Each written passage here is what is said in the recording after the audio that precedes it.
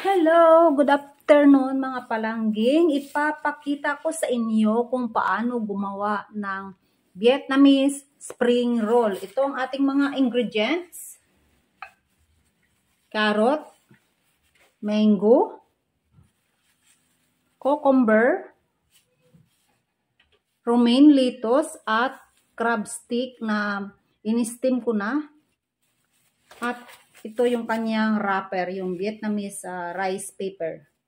Ito, madali lang yan gawin. Itong Vietnamese rice paper ay atin itong isasawsaw dito sa tubig.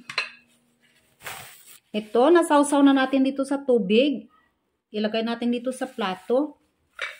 Ilapag, tapos ilagay ang mga ingredients na isa-isa.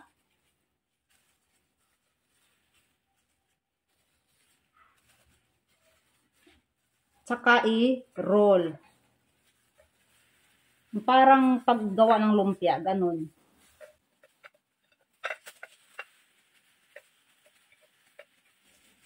Yan, ganun lang siya kadali. Di ba? Saka, sawsawin natin sa tubig para maglambot yan. Tapos, ilagay ulit natin ang kanyang mga ingredients. Carrot, crab stick, cucumber, lettuce, at ripe mango. Ayan, ibalutin ulit natin. I-roll natin ulit yan. Ilap ang magkabilaang dulo. Madulas kasi may plastic ang kamay ko, pero pag nakakamay lang kayo, madali lang ito i-roll. Ayan. Na yung kanyang finished product, pwede nyo yan anuhan ng sausawan. Pwedeng peanut sauce. At yung ginawa namin na sauce dito ay yung combination ng mayonnaise, lemon juice, at olive oil.